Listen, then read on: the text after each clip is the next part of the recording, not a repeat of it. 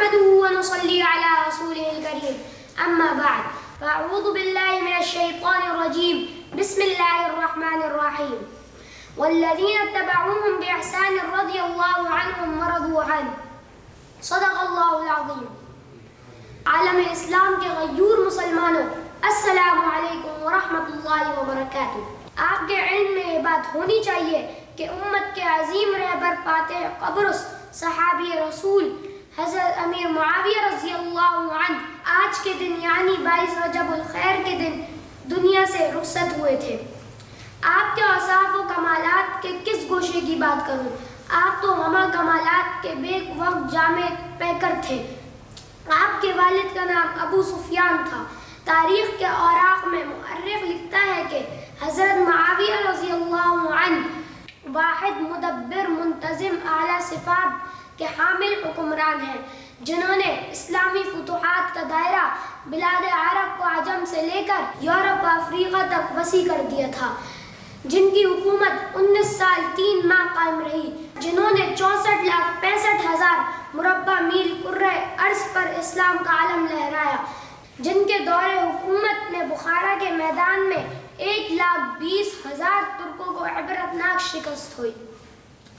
حضرت معاویہ رضی اللہ عنہ امت مسلمہ کے وہ عظیم انسان ہیں جن کے ہادی اور مہدی ہونے کی دعا پیغمبر اسلام صلی اللہ علیہ وسلم نے کی.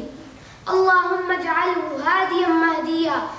یہی ہے امیر معاویہ جن کی ترقی علم کی دعا سرتاج الرسل صلی اللہ علیہ وسلم نے اپنی مبارک زبان سے مانگی. اللہم علمہ الکتاب والحساب وقہ العذاب.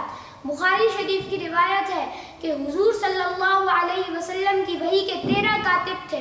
ان میں 6 نمبر حضرت امیر معاویہ رضی اللہ عنہ کا تھا.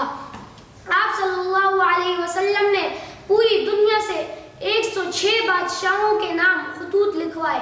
ان میں سے 72 خطوط حضرت امیر معاویہ رضی اللہ عنہ کے ہاتھوں سے لکھے ہوئے تھے. 4 سال تک آپ حضور صلی اللہ علیہ وسلم کی صحبت میں رہے. کس قدر اعزاز کی بات ہے. اے معاویہ تیری صحابیت کو ہم دل سے تسلیم کرتے ہیں. بدن کے ٹکڑے ہو کر گرے پھر بھی ہم جاں فدا کرتے ہیں. اللہ تعالی ہمیں حضرت معاویہ رضی اللہ عنہ کی سیرت اپنا کر عشق رسول صلی اللہ علیہ وسلم کی زینت سے آراستہ فرمائے اور اصحاب رسول صلی اللہ علیہ وسلم سے ملے ہوئے اسلام کو 4 دام عالم میں پھیلانے کی توفیق عطا فرمائے. آمین یا رب. آخر دعوانا الحمد